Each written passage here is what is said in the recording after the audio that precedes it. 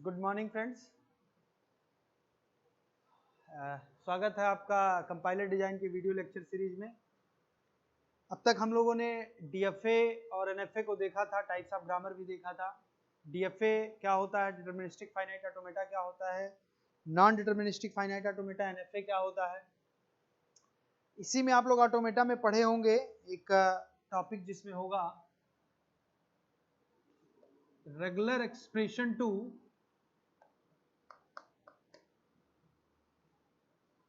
Regular expression से DFA कैसे हम बनाते हैं। इसको आप लोग ऑटोमेटा में पढ़े होंगे थॉमसन रूल के अकॉर्डिंग, जिसमें 3 रूल दिए गए हैं। उस एल्गोरिथम की हेल्प से, उस रूल के हेल्प से हम डीएफए कंस्ट्रक्ट करते हैं, जिसमें उस रूल के अकॉर्डिंग सबसे पहले हम क्या करते हैं कि रेगुलर एक्सप्रेशन से आरई से सबसे पहले हम क्या कंस्ट्रक्ट करते हैं, NFA with null moves, with null moves. और इस फिर जो थॉमसन रूल के अकॉर्डिंग हम जो डीएफए बनाते हैं तो फर्स्ट स्टेप क्या करते हैं कि एनएफए बनाते हैं जिसमें नल भी होता है, नल मतलब लैम्डा। फिर एनएफए विद नल मूव्स के बाद इसमें से हम नल को रिमूव करते हैं, उसके भी कुछ स्टेप्स होते हैं, कुछ एल्गोरिथम होते हैं। तो हम फिर इसको किस में कन्वर्ट करते हैं, एनएफए विदाउट नल। पहले क्या बनाएंगे, एनएफए बनाएंगे रेगुलर एक्सप्रेशन से जिसमें नल होता है, फिर उसमें से नल को फिर रिमूव करेंगे, उसके कुछ एल्गोरिथम होती हैं। और फिर उस एनएफए विदाउट नल मूव्स के बाद हम एनएफए को डीएफए में कन्वर्ट करते हैं और हमको फाइनली डीएफए मिलता है। ये आप लोगों ने ऑटोमेटा में पढ़ा हुआ है, जिसको हम डिस्कस नहीं करेंगे, आप सबको क्लियर होगा ये।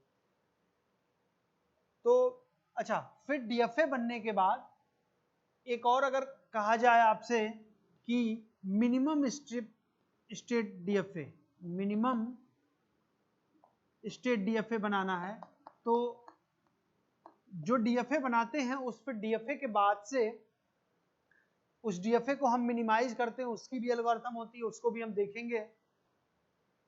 तो उसको मिनिमाइज करने के बाद डीएफए को फाइनली हमको मिनिमाइज डीएफए मिल जाती है। मिनिमाइज डीएफए का मतलब यह है, सपोज किसी डीएफए में 8 स्टेट्स हैं, तो हो सकता है कि उसको मिनिमाइजेशन के बाद कुछ स्टेट्स कम हो जाए। ठीक है, हम इसको देखेंगे आगे की क्लास में, देखेंगे आगे के लेक्चर्स में देखेंगे, बट अभी हमको इस पे फोकस करना है कि डीएफए कैसे बनेगा। तो ऑटोमेटा में आप लोग पढ़े हैं, कोई भी रेगुलर एक्सप्रेशन दिया गया है, रेगुलर एक्सप्रेशन से अगर हमको डीएफए बनाना हो, रेगुलर एक्सप्रेशन से अगर हमको ऐसे डीएफए बनाना हो, तो पहले क्या करते हैं, एनएफए बनाते हैं विद नल मूव्स। कैसे बनता है आपको पता है। फिर नल मूव्स को फिर हम क्या करते हैं, रिमूव करते हैं। कैसे रिमूव होता है उसका भी प्रॉपर एल्गोरिथम है, वो भी आप पढ़े हुए हैं। और फिर नल मूव, जो नल है उसको रिमूव करने के बाद हम एनएफए टू डीएफए कन्वर्जन करते हैं। कन्वर्जन कैसे होता है वो भी चीजें आप ऑटोमेटा में पढ़े हुए हैं। तो देखिए ऑटोमेटा में आप क्या करते थे कि रेगुलर एक्सप्रेशन से डीएफए बनाने के लिए step 1 NFA with null moves करते थे, step 2 NFA without null moves करते थे, फिर स्टेप 3 क्या करते थे, एनएफए टू डीएफए कन्वर्जन करते थे। बट यहां पे हम ऑटोमेटा में इसको डायरेक्टली किसी रेगुलर एक्सप्रेशन से डीएफए को कैसे कंस्ट्रक्ट करना है हम डायरेक्टली देखेंगे। ठीक है, कैसे करेंगे उसको अभी हम कुछ एल्गोरिथम्स हैं, कुछ स्टेप्स हैं, उसको देखेंगे और फिर उसके बाद एक एग्जांपल की हेल्प से हम इसको क्लियर करेंगे। रेगुलर एक्सप्रेशन से डीएफए कैसे हम कंस्ट्रक्ट करेंगे। ठीक है, और डीएफए कंस्ट्रक्ट करने के बाद हम चाहें तो उसको मिनिमाइज भी कर सकते हैं। इट में भी पॉसिबल कि मिनिमाइज हो भी सकता है और नहीं भी हो सकता है, तो इसको तो हम बाद में देखेंगे मिनिमाइजेशन ऑफ डीएफए। बट अभी हम रेगुलर एक्सप्रेशन टू डीएफए को हम डायरेक्टली देखेंगे। ठीक है, चलिए पहले हम इसकी एल्गोरिथम देखते हैं और उसके बाद फिर से उस पर हम एग्जाम्पल की हेल्प से क्या क्या उसमें कंप्यूट करना है, कैसे कंप्यूट करना है, फिर क्या कैसे होगा उसको हम देखेंगे। इस टॉपिक का नाम है optimisation of DFA based pattern mature.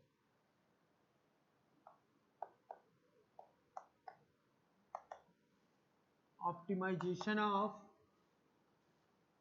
DFA based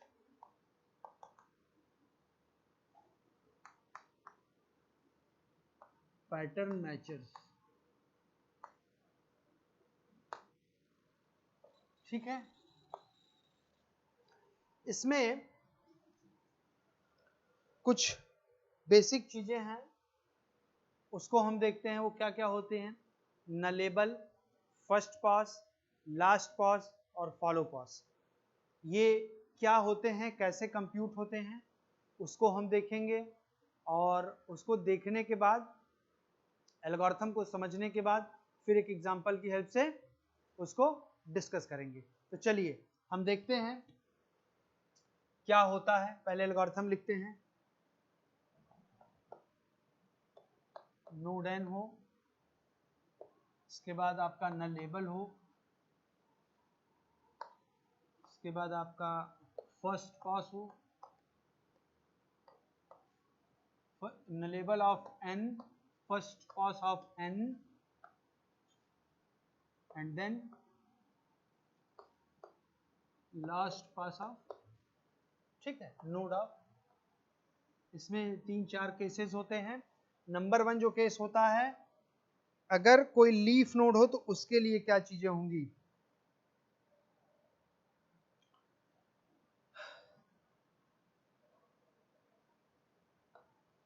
n is leaf node.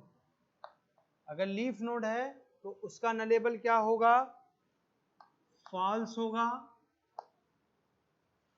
First pass क्या होगा, आई होगा। लास्ट पास क्या होगा, आई होगा। ये आई क्या है, आई क्या है, बात ये है कि आई क्या है, अभी उसको हम देखते हैं। बेसिकली आई क्या होता है, कुछ नहीं होता है। हर लीफ नोड को एक लेबल दिया जाता है। सपोज आई लेवल से उसको आई लेबल दिया जा रहा है तो वही आई है। हर नोड का अलग अलग लेबल होगा लीफ नोड का, तो वही है। अभी हम एग्जांपल में चीजें क्लियर हो जाएगा। ये आपका फर्स्ट केस है। सेकंड केस आपका क्या है, सेकंड केस आपका कहता है कि अगर कोई नोड ये है, C1 है, C2 है और नोड N ये है, ये क्या है, बेसिकली R है। तो इसमें नलेबल क्या होगा, इसमें भी नलेबल आपका क्या होगा, नलेबल ऑफ C1 और नलेबल ऑफ C2 क्या होता है, अभी इसको हम देखेंगे। इसमें नलेबल क्या होता है, नलेबल ऑफ C1 और नलेबल ऑफ C2, ठीक है। इसके बाद फर्स्ट पास क्या होता है, इसका फर्स्ट पास होता है first pass of C1 union first pass of C2। किसी node n, suppose this is your node n, इसका अगर हमको फर्स्ट पास निकालना है तो क्या हो जाएगा, first pass of C1 union first pass of C2।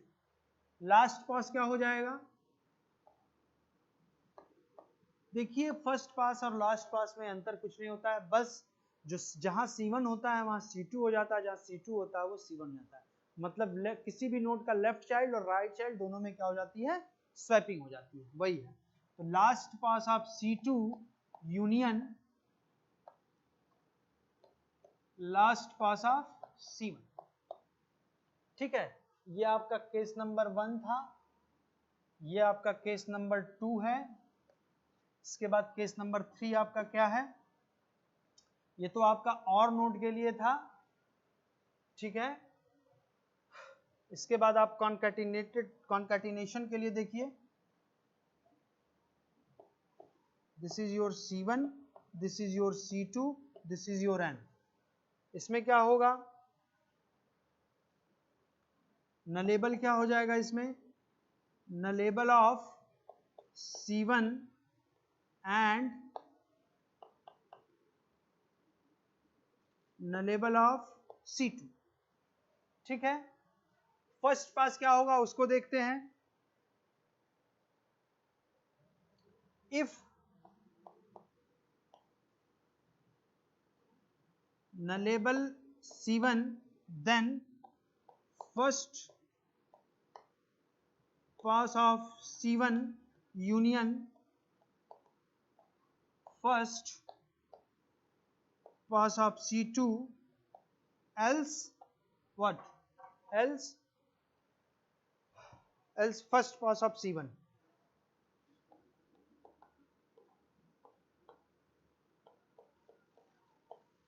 ठीक है, ये आपका C1 है, ये C2 है, नलेबल क्या होगा इसका? Nullable C1 union nullable C2। अगर हम फर्स्ट पास देखें n की, तो according to algorithm if nullable C1 अगर नलेबल होगा तो फर्स्ट पास ऑफ n क्या होगा? First pass of C1 union first pass of C2, otherwise first pass of C1।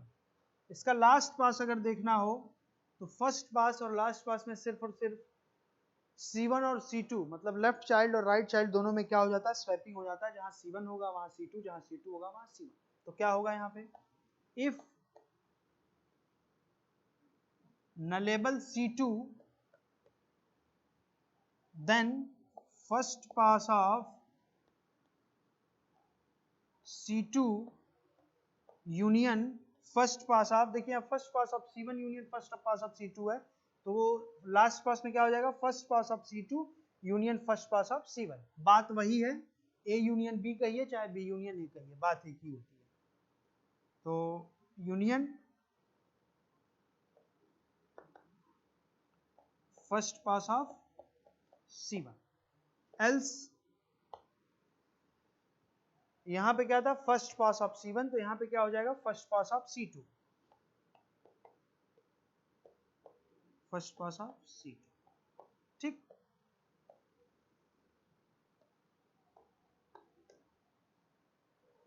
ये हो गया आपका केस नंबर 3। अब बात करते हैं केस नंबर 4 का। अगर कोई स्टार नोड है तो उसके लिए क्या होगा? स्टार नोड है तो उसका एक ही चाइल्ड होगा, तो उसमें कोई दिक्कत नहीं है। Suppose this is your C1, इसका नलेबल क्या होगा? स्टार नोड ही एक सिंगल नोड है जिसका नलेबल ट्रू होता है, बाकी लीफ नोड है तो उसका फॉल्स होता है। बाकी इन दोनों केसेस में हम नलेबल को कैलकुलेट करते हैं, ट्रू है। तो इसका फर्स्ट पास क्या होगा? इसका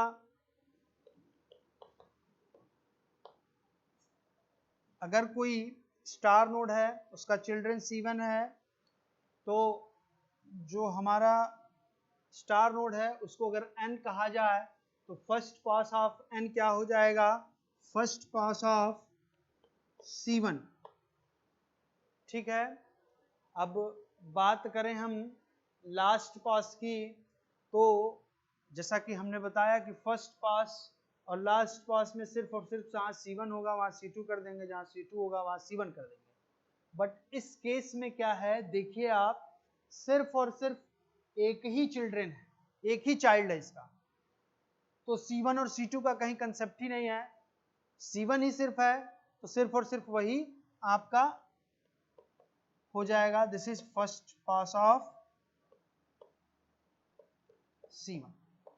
ठीक है, तो ये जो टेबल में मैंने एल्गोरिथम बताया, इसमें देखिए कोई भी नोड है तो या तो लीफ नोड होगा तो उसके फर्स्ट पास लास्ट पास क्या होंगे, या फिर आपका और हो उस नोड का क्या होगा, एंड हो मतलब कॉन्कैटिनेशन हो रहा, कॉन्कैटिनेशन वाला नोड हो, कैट नोड हो, तो कैसे हम फर्स्ट पास और लास्ट पास को कैलकुलेट करेंगे।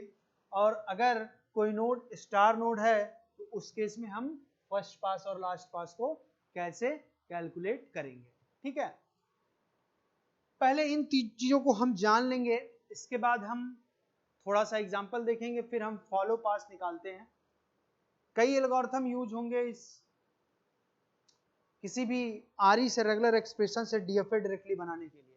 पहला आपका स्टेप यही है, इस टेबल की हेल्प से हम आगे सॉल्व करेंगे। क्या करेंगे? सबसे पहले सपोज कोई एग्जांपल है जिसमें एग्जाम्पल आपका क्या है देख लेते हैं। ए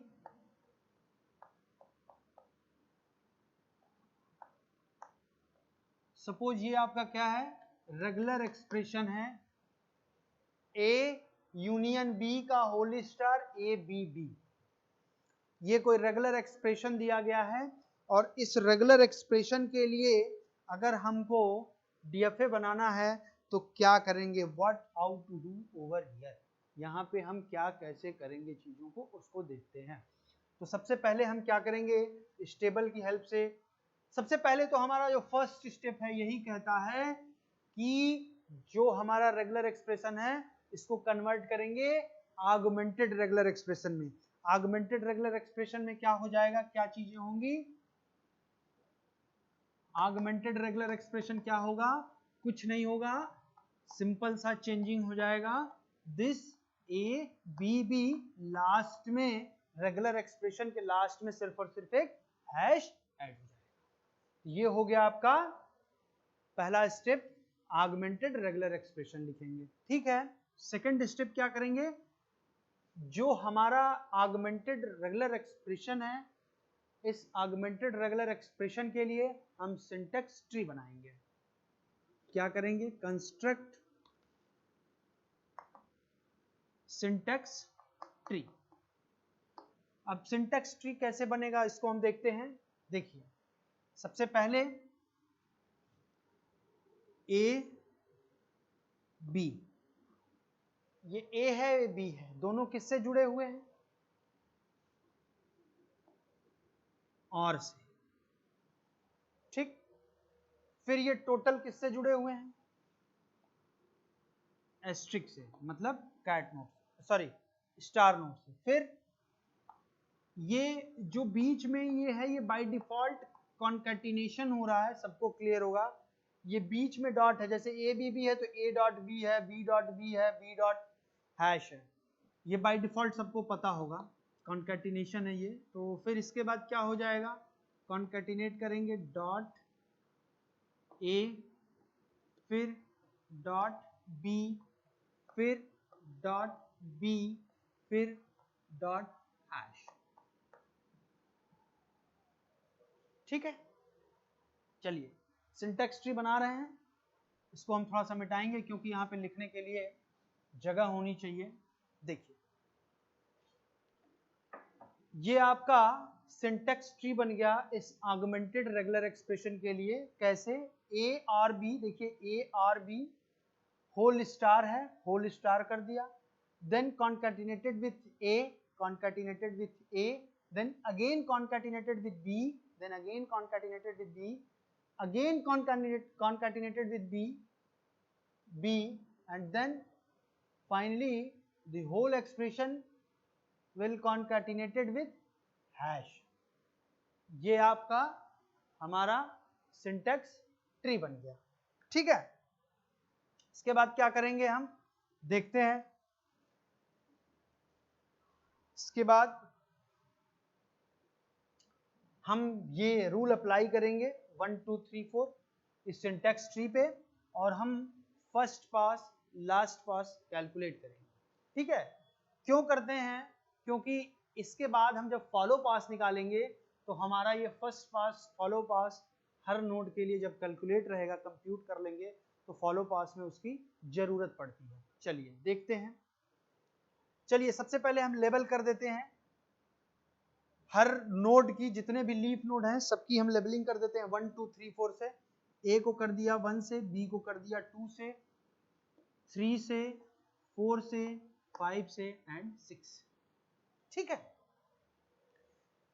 इस सिंटैक्स ट्री बनाया, उसके बाद सारे नोड को हम लेवल कर दिया, जो मैंने यहाँ पे आई लिखा है वही किया है 1 2 3 4 5 6। ठीक, चलिए पहला केस देखते हैं क्या है, if n is leaf node. हम लीफ नोड यहाँ पे कितने हैं 1 2 3 4 5 6, सारे लीफ नोड को देखेंगे और क्या कह रहा है, लीफ नोड के लिए आपका नलेबल हमेशा फॉल्स है, नलेबल सिर्फ और सिर्फ स्टार नोड के लिए हमेशा ट्रू होता है, ये जान लीजिए। चलिए फर्स्ट पास देखेंगे n, अगर n आपका लीफ नोड है तो क्या हो गया, first pass of n is equal to i। i क्या है, i उसका लेवल है जो हमने लेवल किया है, मतलब यहाँ पे जो 1 2 3 4 5 6 किया है वही i है। तो फर्स्ट पास क्या हो जाएगा, हर लीफ नोड का जिससे लेबल करेंगे वही हो जाएगा। तो क्या हो जाएगा, a का 1, b का क्या हो जाएगा 2, c इस a का क्या हो जाएगा 3, इसका क्या हो जाएगा 4, इसका क्या हो जाएगा 5, इसका क्या हो जाएगा 6। क्यों ये 1 2 3 4 5 6 कैसे हुआ, इस रूल के अकॉर्डिंग देखिए, इस एल्गोरिथम के according, if n is leaf node then first pass of n is i। i क्या है, i वो नोड n है जिसको हम i से लेबल किए हैं। तो यहाँ पे देखिए 1 2 3 4 5 6 से किए हैं, तो सारे ये लीफ नोड है, इसका फर्स्ट पास जो ये 1 2 3 4 5 6 है वही हो जाएगा। ठीक है, बात करते हैं लास्ट पास की। लीफ नोड के केस में सेम चीजें हैं, जैसे फर्स्ट पास आई हो जा रहा है वैसे ही लास्ट पास भी क्या हो जा रहा है, आई हो जा रहा है। ठीक है, तो लास्ट पास में क्या करेंगे, सेम चीज यहाँ पे भी होगी, यहाँ पे भी 1 हो गया, यहाँ पे क्या हो गया 2 हो गया, जो हमारा आई होगा वही आपका फर्स्ट पास तो हो रहा था, साथ ही साथ लास्ट पास भी हो जा रहा है। 3 है, 4 है, 5 है, 6 है। देखिए नोड के लेफ्ट साइड में हम फर्स्ट पास लिख रहे हैं और नोड के राइट साइड में हम जो है लास्ट पास लिख रहे हैं। ठीक है, तो सारे ये जो फर्स्ट केस है कि n इज लीफ नोड, तो जितने भी लीफ नोड हैं देखिए 6 लीफ नोड है, 1 2 3 4 5 6, सारे लीफ नोड के लिए हमने फर्स्ट पास भी कैलकुलेट कर लिया जो कि नोड के लेफ्ट साइड में लिखा हुआ है, और सारे नोड के लिए हमने लास्ट पास भी कैलकुलेट कर लिया जो कि नोड की जो वैल्यू है, जो ए बी सी जो भी लिखा हुआ उसके राइट साइड में लिख दिया। ठीक है, तो लीफ नोड का केस हम लोगों ने देख लिया। अब चलिए हम इंटरनल नोड पे चलते हैं, इस नोड पे चलते हैं। तो ये नोड कौन सा नोड है, ये और नोड है, मतलब केस सेकंड। ठीक, अब देखिए इसमें चेक करेंगे नलेबल C1 और नलेबल C2। आपको पता है सिर्फ और सिर्फ, मैं पहले ही बता चुका हूं, जो स्टार नोड होता है वही सिर्फ नलेबल उसी का सिर्फ ट्रू होता है, बाकी किसी का इसका फॉल्स होता है। और इस केस में हमको नलेबल C1 नलेबल C2 हमको कैलकुलेट करना पड़ेगा। तो आपको क्लियर पता है कि जितने भी लीफ नोड है उसका नलेबल क्या होता है, फॉल्स होता है। तो अगर हम इस नोड का नलेबल कैलकुलेट करें तो क्या कह रहा है, नलेबल C1 और नलेबल C2, नलेबल C1 और नलेबल C2। और आपको पता है लीफ नोड का जो भी होता है नलेबल क्या होता है, हमेशा फॉल्स होता है। तो nullable this is equal to false and nullable this node is also false. तो दोनों जब फॉल्स होगा तो और है तो क्या होगा, इसका नलेबल क्या होगा, फॉल्स ही होगा। इसीलिए कहा जाता है कि सिर्फ और सिर्फ स्टार नोड का। तो इस बात को हटाइए, ये क्लियर हो गया, ये नलेबल हो गया, ये नोड आपका नलेबल नहीं होगा, फॉल्स ही होगा। इस पे देखिए फर्स्ट पास कैलकुलेट करते हैं, क्या है first pass of n is equal to, मतलब अगर n है आपका क्या है और नोड है, और C1 और C2 इसके दो चिल्ड्रन है, लेफ्ट चाइल्ड और राइट चाइल्ड। तो first pass of n is equal to, देखिए first pass of n is equal to first pass of C1 union first pass of C2। तो कहने का मतलब क्या है कि अगर हम इस नोड का फर्स्ट पास कैलकुलेट करें तो क्या होगा, first pass of this union first pass of this. इसका फर्स्ट पास क्या है 1, बी का फर्स्ट पास क्या है 2, दोनों का यूनियन लेंगे तो क्या हो जाएगा 1 एंड 2। आपको पहले भी मैंने बताया कि नोड के लेफ्ट साइड में हम फर्स्ट पास लिखते हैं और राइट साइड में लास्ट पास लिखते हैं। ठीक है, फिर इसी नोड की हम क्या कैलकुलेट करें, लास्ट पास कैलकुलेट करें तो क्या होगा, last pos of C2 union last pos of C1। तो last pos of C2 means this 2 union last pos of C1 means 1, 2 union 1, it will be 1, 2।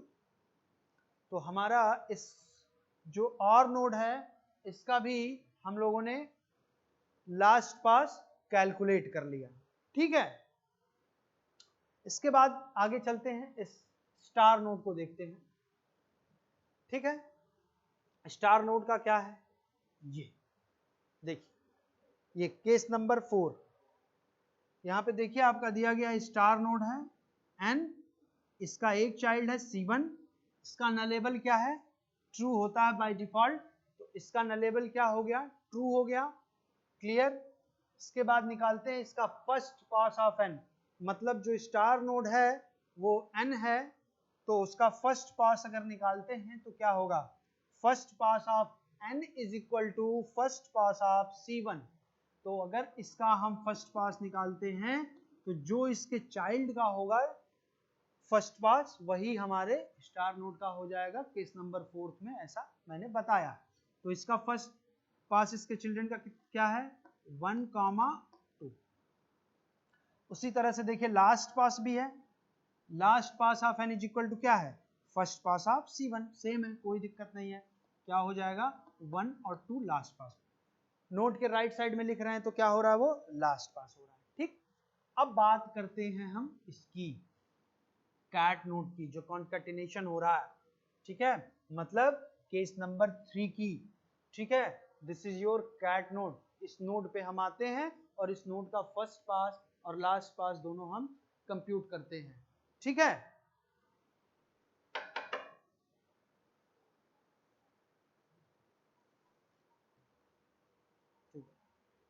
तो हम इस नोड पे बात कर रहे थे, ये कैट नोड है, केस नंबर 3 लगेगा। तो यहाँ पे ये आपका लेफ्ट चाइल्ड है जो कि स्टार नोड है और राइट ए है। ये जो आपका स्टार नोड है इसका नलेबल ट्रू है, आपको पहले स्टेप में मैंने बताया था।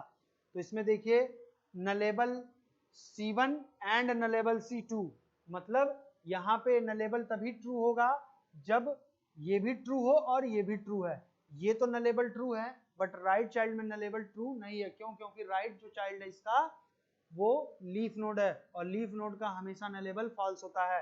तो अगर हम बात करें इस कैट नोड की तो कैट नोड का नलेबल क्या हो गया, फॉल्स हो गया। सिंपल सी बात, एक बात और आप जान लें कि कभी भी नलेबल किसी भी नोड का ट्रू नहीं होगा, सिर्फ और सिर्फ एक ऐसा नोड है जो स्टार नोड होगा, उसका सिर्फ और सिर्फ नलेबल ट्रू होता है। ये मैंने पहले भी बताया और कंप्यूट भी आप कर रहे हैं तो वही हो रहा है। चलिए, नलेबल की बात हो गई, अब बात करते हैं इस कैट नोड पे फर्स्ट पास की।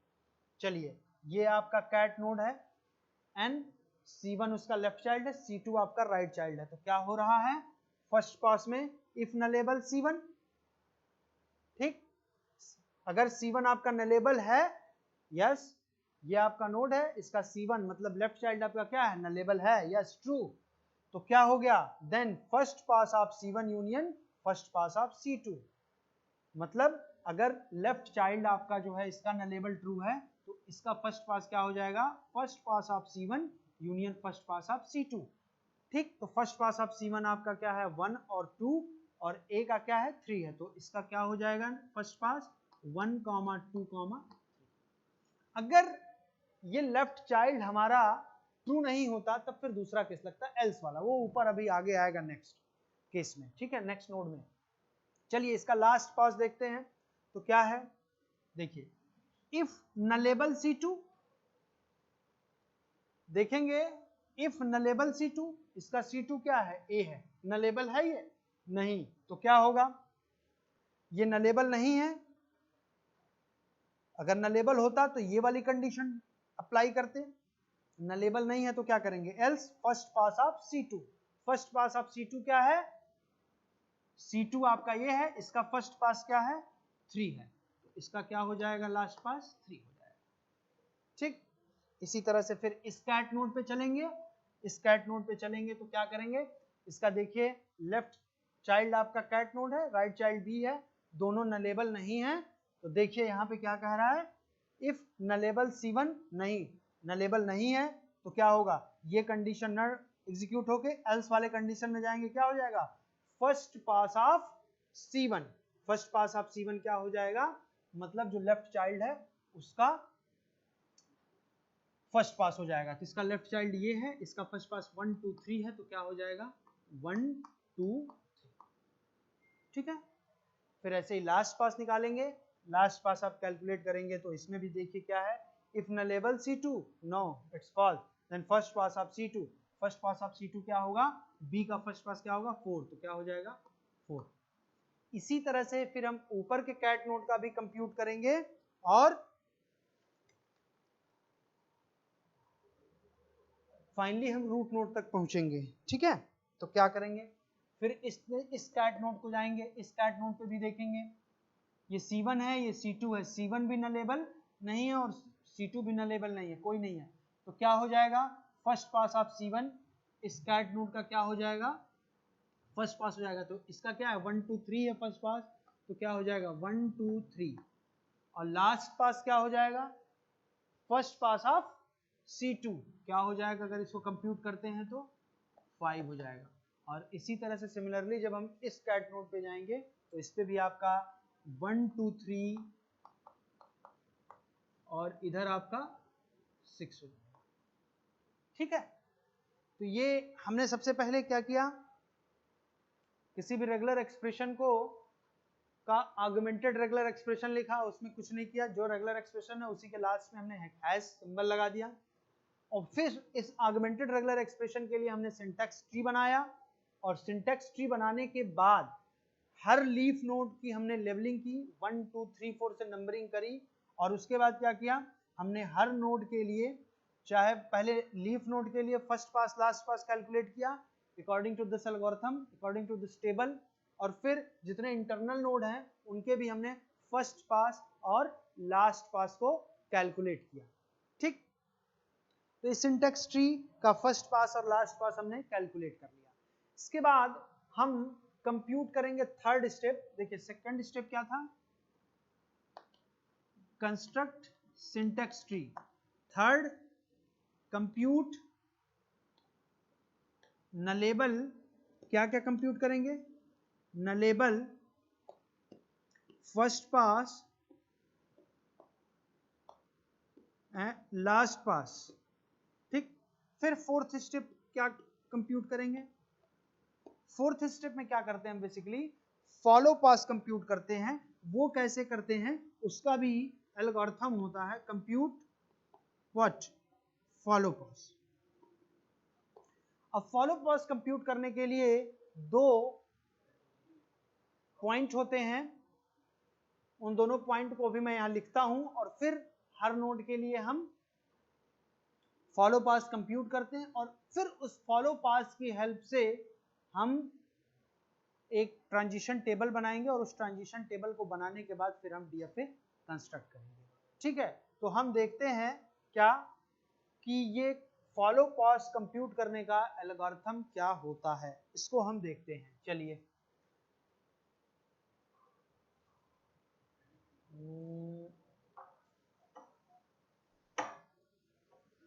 एल्गोरिथम पहले हम लिखते हैं,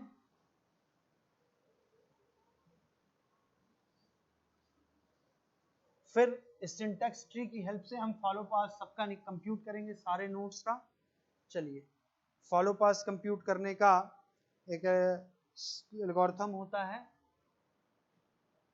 follow pass of N. Follow pass कैसे कंप्यूट करते हैं, इसमें दो स्टेप हैं, दो तरह के नोड के लिए होते हैं, कैट नोड के लिए और स्टार नोड के लिए। कैट नोड के लिए और स्टार नोड के लिए, इस नोड के लिए जो आर वाला नोड है उसके लिए हम फॉलो पास कंप्यूट नहीं करते हैं। चलिए इसको हम देखते हैं।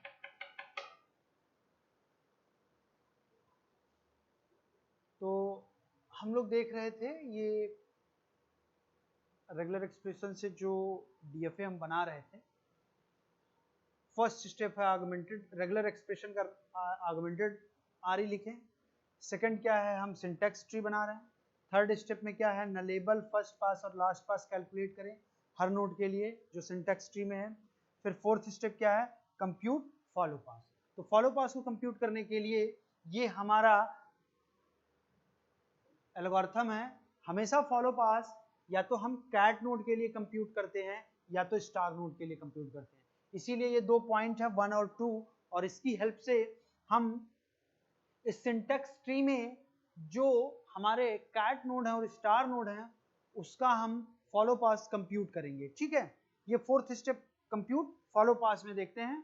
इसके बाद फिर हम फॉलो पास कंप्यूट करने के बाद फिर हम ट्रांजिशन टेबल बनाएंगे, तो इसको आप लोगों ने नोट कर लिया होगा। ठीक है, चलिए देखते हैं कैसे कंप्यूट होता है। ये देखिए फर्स्ट केस हमारा कैट नोड के लिए और सेकंड केस हमारा किसके लिए है, स्टार नोड के लिए है। तो ठीक है, चलिए देखते हैं, एक टेबल बनाते हैं, सारे नोड को पहले लिखते हैं पोजीशन ऑफ n और फिर फॉलो पास ऑफ n। ठीक है, अब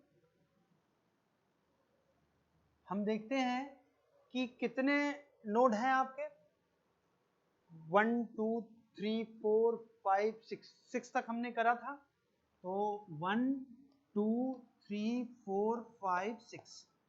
ठीक है, अब इसके बाद हम सारे नोड के लिए फॉलो पास निकालते हैं, कंप्यूट करते हैं। ठीक है, तो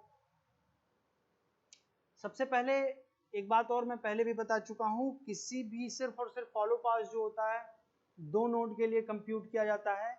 किसके किसके लिए, या तो स्टार नोड के लिए या तो कैट नोड के लिए। ठीक है, तो चलिए हम नीचे से चलते हैं। ये लीफ नोड है, ये भी लीफ नोड है, इस पे कोई फॉलो पास नहीं कंप्यूट करेंगे। ये आपका और नोड है, यहाँ पे भी नहीं होगा। इस पे आते हैं, ये क्या है आपका स्टार नोड है, तो स्टार नोड के लिए हम फॉलो पास देखते हैं कैसे कंप्यूट करेंगे। केस 2 देखिए, लिखा हुआ है if n is a star node and i is a position in last pos of n। ठीक है, n is a star node and i is a position in the last pos of n। मतलब जो हमारा ये n है ये हमारा क्या है, स्टार नोड है, और लास्ट पास ऑफ n क्या है, 1, 2। ठीक है, लिखा हुआ है ना, I is a position in last pass of n, then all position in first pass of n are in follow pass of I। क्या मतलब है, जो हमारा फॉलो पास है I, मतलब यहां पे क्या है फॉलो पास इसका 1 और 2, मतलब ये 1 और ये 2, ये 1 और ये 2।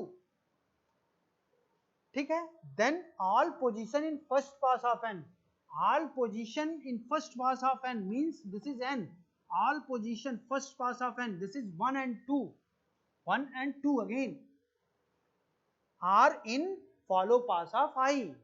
कहने का मतलब क्या है कि जो हमारा स्टार नोड है उसका जो लास्ट पास है क्या है 1 और 2, तो 1 और 2 में क्या हो जाएगा, 1 और 2 में हमारा इस स्टार नोड का जो फर्स्ट पास होगा उसको लिखेंगे और वही क्या हो जाएगा, फॉलो ऑफ स्टार हो जाएगा। तो क्या हो जाएगा 1 2 और 1 2 दोनों में करेंगे ना, क्योंकि 1 और 2 दोनों हमारा क्या है स्टार नोड का लास्ट पास है, और इस स्टार नोड n का फर्स्ट पास क्या है 1 और 2, तो 1 एंड 2 दोनों में हम लिखेंगे और यही क्या हो जाएगा फॉलो पास ऑफ n। ठीक, चलिए ये हमारा स्टार नोड ओवर हो गया। अब चलते हैं हम इस कैट नोड पे।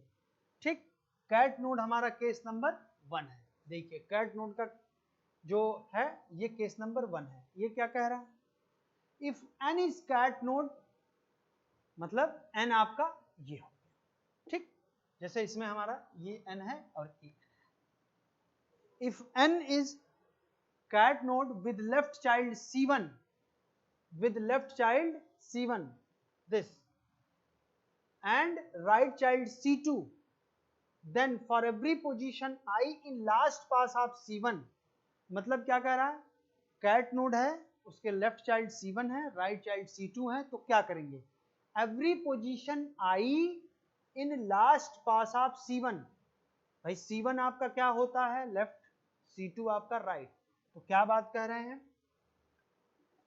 एवरी पोजीशन, इस बातों पे ध्यान दीजिएगा, every position I in last pos of c1, last pos of c1 क्या है 1.2, 1 और 2 आपका क्या है, ये आपका लास्ट पास है C1 का। क्या करेंगे, every position I in last pos of C1 मतलब 1 और 2, all position in first pass of C2, all position in first pass of C2 means first pass of C2 means 3 are in follow pass of I। क्या मतलब है कहने का कि हमारा cat node है, तो कैट नोड है, इसमें आपके 2 चिल्ड्रन होंगे, एक लेफ्ट चाइल्ड एक राइट चाइल्ड। तो लेफ्ट चाइल्ड के लास्ट पास में हम जाते हैं, ठीक है, और क्या करते हैं, लेफ्ट C1 है, C1 का लेफ्ट चाइल्ड है, C1 ये आपका लेफ्ट चाइल्ड है, इसका लास्ट पास क्या है 1 और 2, मतलब यही 1 और 2 फिर इस 1 एंड 2 में क्या हो गया, फर्स्ट पास ऑफ C2। देखिए लिखा है ना, all position in first pass of C2 are in follow pass of I, मतलब ये 3 क्या हो जाएगा, C2 का फर्स्ट पास है, ये 1 और 2 में, इस 1 और 2 में हम ऐड कर देंगे और ये क्या हो जाएगा कंप्लीटली आपका follow pass of 1 and follow pass of 2। ठीक, अब आगे चलते हैं हम 3, इस नोड पे चलते हैं। ये हमारा स्टार नोड ओवर हो गया, ये हमारा कैट नोड ओवर हो गया। अब बात करते हैं नेक्स्ट कैट नोड की। सेम चीज यहां पे भी होगी कि अगर कोई कैट नोड है तो कौन सा एल्गोरिथम, फर्स्ट स्टेटमेंट इस पे देखेंगे, इसका लेफ्ट चाइल्ड ये है, राइट चाइल्ड ये है, तो बात क्या कह रहे हैं, left child is C1 and right child C2, then for every position I in last pos of C1 means, इस पे बात कर रहे हैं तो लास्ट पास ऑफ C1 क्या है 3, 3 में क्या ऐड कर देंगे, 3 का मतलब हमारा ये नोड 3 में, इस 3 में इस कैट नोड की वजह से इस थर्ड वाले पोजीशन पे हम क्या कर देंगे, first pass of C2, first pass of C2 क्या हो जाएगा, this is C2 and first pass of this C2 is 4 and that this 4 will be first follow pass of I। तो यहाँ पे क्या हो जाएगा, इस यहाँ पे 4 आपका हो जाएगा, इस थर्ड पोजीशन का फॉलो पास आपका क्या हो जाएगा 4। ठीक है, ये भी कैट नोड ओवर हो गया। फिर ये कैट नोड चलते हैं, सिमिलरली ये भी चीज होंगी कि first last pos of C1 of मतलब दिस कैट नोड का लेफ्ट चाइल्ड, इसका फर्स्ट पास क्या है, C1 का लास्ट पास क्या है 4, इस 4 में फिर हम क्या ऐड कर दें, 4 का लास्ट फॉलो पास क्या होगा, जो इसके C1 का फर्स्ट पास होगा मींस 5। इसी तरह से जब हम इस कैट नोड पे चलेंगे सबसे लास्ट वाले में, तो C1 का लास्ट पास क्या है 5, तो 5 में 5 पोजीशन पे आपका क्या हो जाएगा, first pass of C2 means 6 हो जाएगा, और 6 में कुछ नहीं, कहीं नहीं आ रहा तो ये आपका 5 हो जाएगा। ठीक है, तो ये आपका एक टेबल बना फॉलो पास का। ठीक, सारे नोड का हमने क्या कर लिया, फॉलो पास कंप्यूट कर लिया। अब इस फॉलो पास की हेल्प से हमने देखिए ये फोर्थ स्टेप था, मैंने अभी यहाँ पे लिखा था 1 2 3 4, फोर्थ स्टेप में हम फॉलो पास कंप्यूट कर रहे थे। फिफ्थ स्टेप में क्या करते हैं, इस फॉलो पास की टेबल की हेल्प से हम क्या करते हैं, ट्रांजिशन टेबल बनाते हैं, और उस ट्रांजिशन टेबल की हेल्प के बाद, ट्रांजिशन टेबल जब हमारा बन गया तो उससे हम DFA बना सकते हैं, कंस्ट्रक्ट कर सकते हैं। तो चलिए हम इसकी हेल्प से, हम इस टेबल की हेल्प से, फॉलो पास का जो टेबल है इसकी हेल्प से हम क्या करते हैं, एक ट्रांजिशन टेबल बनाते हैं, देखते हैं। ठीक है,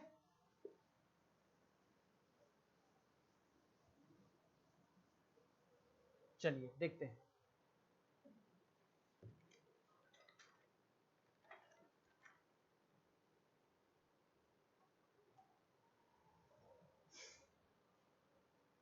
चलिए सबसे पहले क्या करेंगे, टेबल बनाने के लिए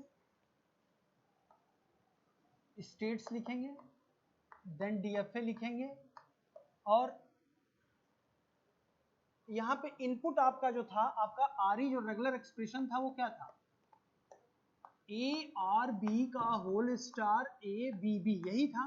तो यहाँ पे इनपुट क्या है, इनपुट सिंबल, इनपुट अल्फाबेट्स क्या है, या तो A होंगे या B होंगे। तो क्या करेंगे हम, डीएफए और इनपुट आपके ए हो गए और बी हो गए, ठीक है। और इसके लिए हम पहले टेबल बनाते हैं, ठीक। हमेशा हम स्टार्ट करेंगे, ये हमारा टेबल बनाने का यही तरीका होता है। कैसे अभी चीजों को देखते हैं। स्टार्ट कहाँ से करते हैं, ये हमारा सिंटैक्स ट्री है। सिंटैक्स ट्री के रूट जो होते हैं, जो रूट वाला होगा, रूट को हम क्या करेंगे, रूट नोड कौन सा है यहाँ पे 1 2 3 है, ठीक है। अब देखिए जो हमारा 1 2 3 होगा वो आपका क्या हो जाएगा, इनिशियल स्टेट हो जाएगा। तो उसको स्टार्ट वहीं से करेंगे, तो क्या हो जाएगा स्टेट आपका इनिशियली 1 2 3। इसको हम 1 2 3 वाले को डीएफए में नाम दे दिया सपोज स्टेट नंबर ए, ठीक है। चलिए अब 1 2 3 में देखिए कहां कहां ए इनपुट है, कहां कहां बी है। तो 1 ये है, 2 ये है, 3 ये है। तो 1 क्या है हमारा, 1 पे ए मिल रहा है और 3 पे ए मिल रहा है, बी 2 पे क्या मिल रहा है हमको, बी मिल रहा है। तो 1 और 3 के को क्या करेंगे हम, यूनियन करेंगे। तो आपको क्या मिलेगा,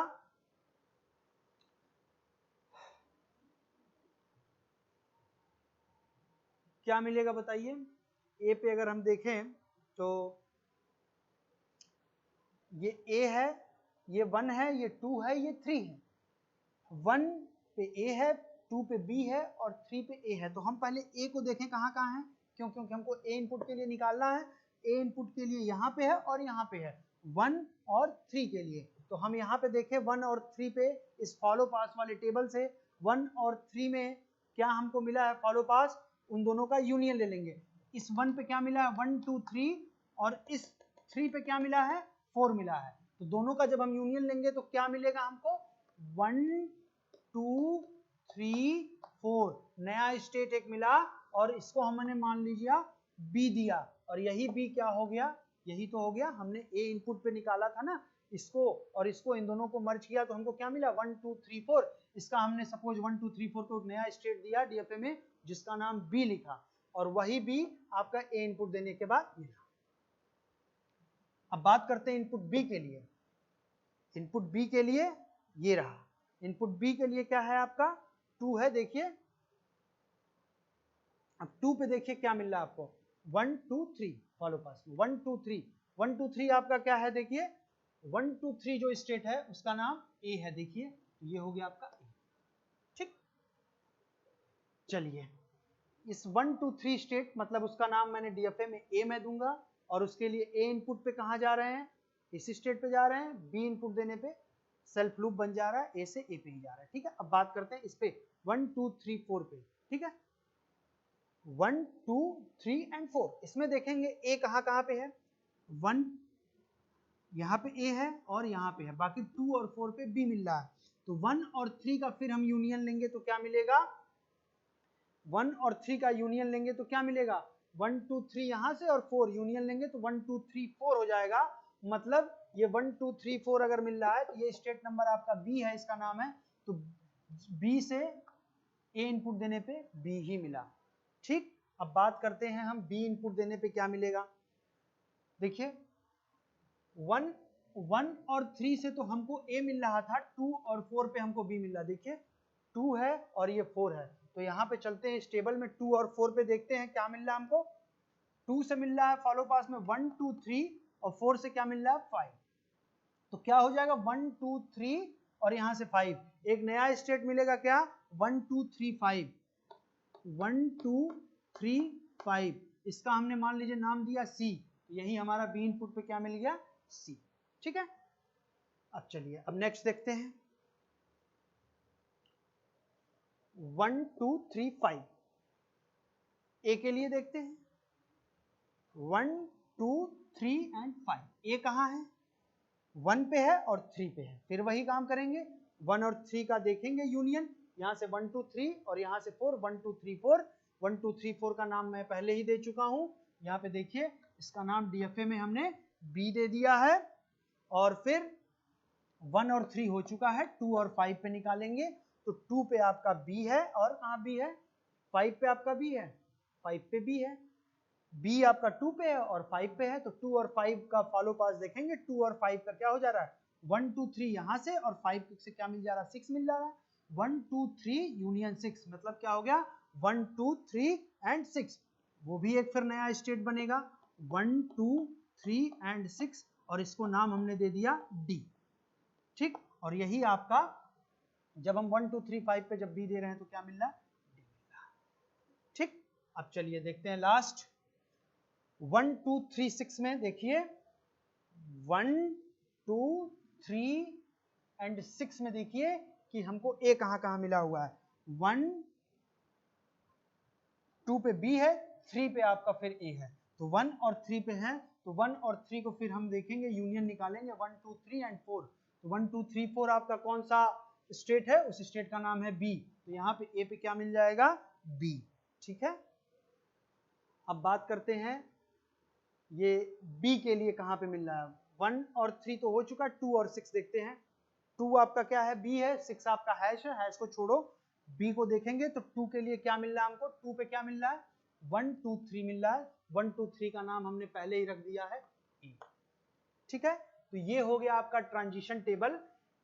ये अगर ये आप ए बी सी डी ना लिखें तो सीधे यहाँ ये इसका मतलब ए है, इसका मतलब देखिए बी है, इस स्टेट का मतलब सी है, इस स्टेट का मतलब डी है। आप चाहें तो इस स्टेट को ना लिख के डायरेक्टली 1 2 3 1 2 3 4 1 जहां जहां ए है वहां 1 2 3, जहां जहां बी है वहां 1 2 3 4, जहां जहां सी है वहां 1 2 3 5 कर सकते हैं, जहां जहां डी है वहां 1 2 3 6 भी कर सकते हैं। ये थोड़ा सा इजी करने के लिए बस हो गया है, बात एक ही है। इसका मतलब हमने देखिए ए कर दिया, इसका बी, इसका सी, इसका डी।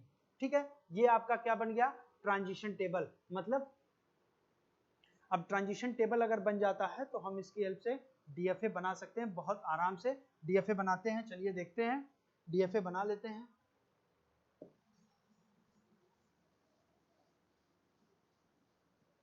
चलिए सबसे पहले क्या करेंगे, इन सारे स्टेट्स को बना लेंगे। स्टेट्स क्या है, A B C and D. ये ए बी सी डी क्या है, ए का मतलब 1 2 3, बी का मतलब 1 2 3 4, सी का मतलब 1 2 3 5, डी का मतलब 1 2 3 6। ठीक है, तो चलिए ए है, कोई डीएफए का स्टेट है ए से ए इनपुट देने पे कहां जा रहे हैं, बी पे जा रहे हैं।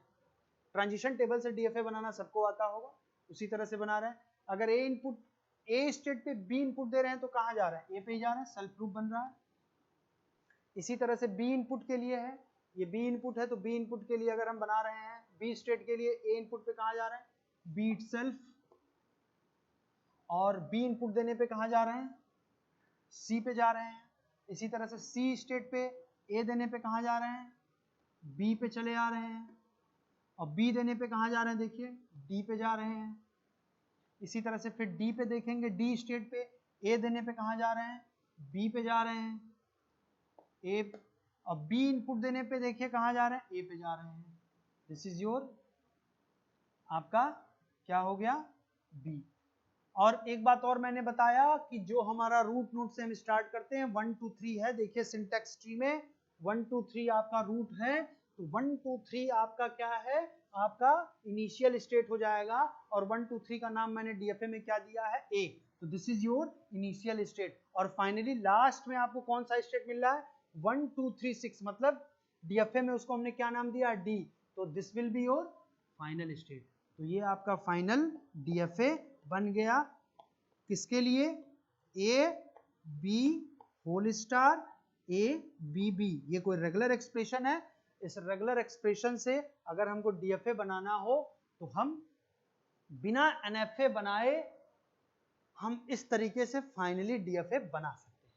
ठीक है, बाकी जो आप ऑटोमेटा में पढ़े ही हैं कि किसी भी रेगुलर एक्सप्रेशन से अगर डीएफए बनाना है तो उस रेगुलर एक्सप्रेशन से पहले हम क्या बनाते हैं, सबसे फर्स्ट स्टेप क्या करते हैं, एनएफए विद नल मूव्स करते हैं, और नल मूव्स के बाद सेकंड स्टेप क्या करते हैं, उस नल मूव्स को रिमूव करते हैं, फिर थर्ड स्टेप क्या करते हैं, एनएफए टू डीएफए कन्वर्जन करते हैं। यहाँ पे हमने क्या किया, कुछ नहीं किया, सबसे सिंपल क्या किया, सबसे फर्स्ट स्टेप आपका रेगुलर एक्सप्रेशंस का ऑगमेंटेड रेगुलर एक्सप्रेशन लिखा जिसमें लास्ट में सिर्फ और सिर्फ हैश ऐड कर देते हैं। सेकंड स्टेप क्या किया, हमने एक सिंटैक्स ट्री उसकी बनाई। थर्ड स्टेप में क्या किया, इस सिंटैक्स ट्री में हर नोड के लिए फर्स्ट पास और फॉलो पास और नलेबल तीनों कंप्यूट किया। फोर्थ स्टेप में फिर क्या करते हैं हम, इस सिंटेक्स ट्री के बाद हम फिर फोर्थ स्टेप में हर नोड के लिए, हर पोजीशन के लिए हम एक फॉलो पास टेबल बनाते हैं, कंप्यूट करते हैं फॉलो पास कैसे कंप्यूट करते हैं उसकी भी एल्गोरिथम मैंने बताई है। फॉलो पास सिर्फ और सिर्फ कैट नोड और स्टार नोड के लिए कंप्यूट होता है, लीफ नोड के लिए कोई फॉलो पास नहीं होता है, इस और नोड के लिए भी नहीं होता है, ठीक है। तो फिर हमने फॉलो पास कंप्यूट किया और फिर उस फॉलो पास कंप्यूट करने के बाद उस फॉलो पास के टेबल से हमने फिर एक ये ट्रांजिशन टेबल बनाया और इस ट्रांजिशन टेबल की हेल्प से फिर हमने डीएफए बनाया। ये हमारा डीएफए है किसके लिए, ए ऑब्लिक बी का whole star A B B. कभी भी ये बात हमने पहले भी बताई है, किसी भी रेगुलर एक्सप्रेशन के लिए डीएफए यूनिक नहीं होता है। इट मे बी पॉसिबल कि डीएफए इसके कई बन सकते हैं, सिर्फ और सिर्फ लैंग्वेज यूनिक होती है। डीएफए किसी भी रेगुलर एक्सप्रेशन से मोर देन वन डीएफए भी पॉसिबल है, मोर देन वन एनएफए भी पॉसिबल है, मोर देन वन ग्रामर भी पॉसिबल है। बट लैंग्वेज किसी भी डीएफए से, किसी भी एनएफए से, किसी भी ग्रामर से लैंग्वेज सिर्फ और सिर्फ हमेशा एक ही होगी, वो यूनिक होगी, ठीक। अब इसके बाद एक चीज और आती है, कभी कभी क्या होता है, ये तो हमारा सिर्फ और सिर्फ डीएफए है। अगर कहा जाए कि मिनिमम स्टेट डीएफए बनाइए तो क्या करेंगे, इस डीएफए को फिर हम मिनिमाइज करते हैं। कैसे मिनिमाइज करते हैं उसको हम नेक्स्ट क्लास में देखेंगे कि इस डीएफए का मिनिमम स्टेट डीएफए क्या कैसे होगा, उसका भी कुछ स्टेप होता है, एल्गोरिथम होता है। कोई डीएफए दिया रहेगा, उसका हम ट्रांजिशन टेबल बनाएंगे, ट्रांजिशन टेबल की हेल्प से फिर कुछ स्टेप्स होते हैं कुछ एल्गोरिथम्स के, उसको फॉलो करके हम मिनिमाइज करेंगे। ये भी हो सकता है कि इसमें जैसे A B C D 4 state हैं, स्टेट्स मिनिमाइज भी हो सकते हैं और ऐसा भी हो सकता है कि स्टेट मिनिमाइज ना हो, तो वो हम नेक्स्ट क्लास में देखेंगे। आज के लेक्चर में बस इतना ही। Thank you.